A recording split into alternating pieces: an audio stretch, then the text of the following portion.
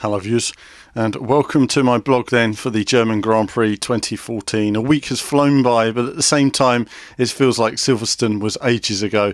F1 moves at such a pace. Last weekend, of course, it was the tyres that were causing the big issues. Pirelli under a lot of pressure, it has to be said, from a lot of different quarters as to the blame of what was happening where. Of course, the teams using the tyres on the opposite wheels and everything like that. Strange, the tyres are designed in a way that they can't be and shouldn't be swapped over, and it's strange that the teams were allowed to get away with that for so long. But I think it shows that Pirelli perhaps weren't flexing their own corporate muscles in terms of regulations that were needed in the sport. That's changed now. The teams were instructed of how to use the tyres. They changed the construction of the tyre for this race. That's 1,000 tyres that were made in just 3 days, and phenomenal work from Pirelli in turning that around. And of course, no such problems this weekend so far, which was nice to see as well. So on to the German Grand Prix, hot off some success. Mercedes looking strong on the Friday. We saw Lewis Hamilton as the fastest on the Friday in the first practice, and then in the afternoon as the temperatures rose more, we saw the Red Bulls there, and their long run pace was very good, whereas the long run pace on the Mercedes not as good. Moving on then all the way to qualifying, and of course we saw that phenomenal lap from Lewis Hamilton putting the Mercedes on pole. Yes, the Mercedes is a quick car, but it was also a fantastic lap from him as well, just getting ahead of Sebastian Vettel, who's very confident, has to be said at the moment. You can tell he's a man, he's very comfortable with his car, very comfortable with his team, and he's putting in good results. So one man waiting in the pits was Nico Rosberg. What was going on there? Quite strange, it has to be said. The track was obviously getting faster. They could see that in the information. He was dropping down to about 5th, 6th, 7th place. It was clear the car needed to go out again, and they didn't send him out. So that kind of ruined his race. Very strange there from Mercedes.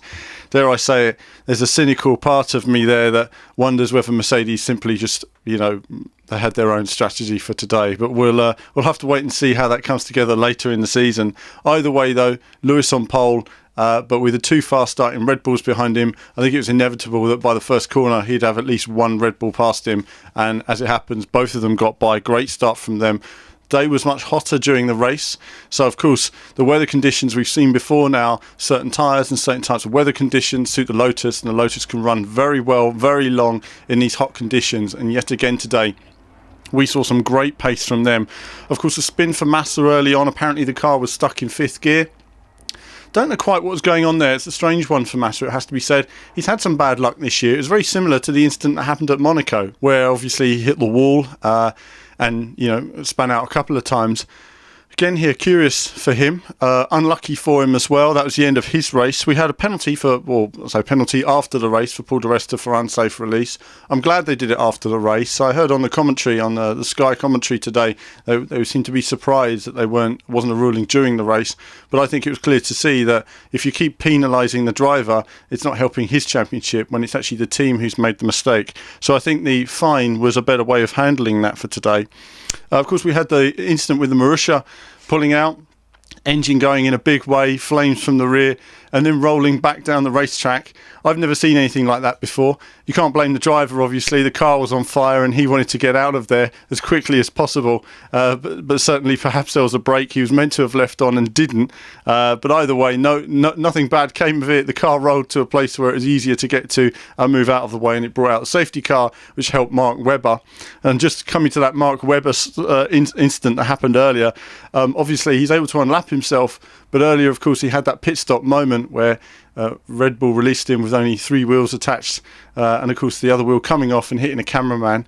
A nasty incident, and I'm happy to say that the cameraman is recovering now, although he has a broken collarbone and several cracked ribs, so he's going to be out of action for quite some time. I can imagine he's very, very badly bruised and quite uncomfortable at the moment, but we're happy to see that he's on the mend and obviously getting very good medical attention. Curiously for Webber, it seems to be a regular occurrence for him at Red Bull. It's several times he's had 3 wheels on his wagon or not enough fuel. Just seems to happen to Mark, doesn't it? He seems to get the bad starts. He seems to get the poor pit stops. Again, it's a cynical moment, but it has to be said. It does seem to happen to him more often. Well, it just simply doesn't happen to Sebastian. So unlucky for him, but unlapping himself at least got him a bit more into the mix. Mark Webber was incredibly quick today. I think he would have been fighting for victory, if not gained victory, if he had managed to keep that advantage, because his speed was absolutely fantastic. So after the safety car, we had the front three pulling away. The Red Bull, Sebastian Vettel, and of course the two Lotuses. Lotuses looked very strong. We had the pit stop strategy where Kimi Räikkönen stayed out, of course, and the other guys pitted, and Kimi tried to stay out as long as he could, but a couple of moments there where there were cars in the way. I think it was Lewis Hamilton and Jenson Button could have held them up slightly, but it didn't work out for Kimi Räikkönen, who came on his softs later in the race and started cutting through. Fernando Alonso held on well, but the early part of the race didn't go as well for him as perhaps he would have liked. The car wasn't as competitive overall today. I think he'll be pleased with fourth place, if disappointed that the car wasn't quick enough to get on the podium. Sebastian Vettel, of course, was able to hold off from Kimi Räikkönen. He'll be pleased and relieved with that. I thought it was a very good drive from Sebastian Vettel today, a World Championship drive, under pressure, pushing to the limit every lap. He got the most out of that car. And I tell you, he was sweating at the end there. It was a tough one for him. Kimi is a relentless chaser when he's after you. And, I would say that was definitely a World Championship drive from him there. And, of course, it establishes his lead even further in the Drivers' Championship as we move to the next race in Hungary. And, of course, the break, shall we say, the summer holiday. And that's going to be a major tipping point where a lot of the teams are going to be looking at the 2014 car and are they going to move resources across to the 2014 car. And certainly even Red Bull will be looking at that. They do have a focus on the 2014 and they're thinking, can we bag the championship? Can we get it all done as soon as possible? It's up to the other guys to close the gap. And at the moment, the Red Bull just seems to be so well set up. Whatever the tyre, whatever the weather, it seems to be a competitive car. And in the hands of Sebastian Vettel, always a winner. So today's race, unlucky that Pastor Maldonado had his poor pit stop and couldn't get back into it. Jenson Button held up by the two Caterhams, lost a couple of seconds. They turned out to be vital. They cost him a couple of points, and of course Perez on the final lap losing a couple of points as well. So McLaren lost 4 points for the constructors on the final lap, but it was still a positive result for them given the car and the way it's been working for them this year just to get into the points. Mark Webber, I'm sure, will be slightly disappointed with his result today, but it was out of his hands. As for Paul di Resta, Paul di Resta wasn't able to get the points he wanted to get today, but it was good to see him in there and Nico Hülkenberg, the Sauber, performing well in the warmer weather conditions. I was being spoken to earlier by somebody who was telling me about the drivers. Who would I be looking at? And I would certainly say that Paul di Resta and Nico Hülkenberg are two drivers which I think are impressive, which are further down the grid and deserve better drives. It'll be interesting to see where they end up next year. We've got obviously Felipe Massa, we've got Romain Grosjean, and of course we've got Mark Webber leaving at Red Bull. So there's going to be some great slots available in the future. It'll be interesting to see who takes those. But overall then, a very exciting race today.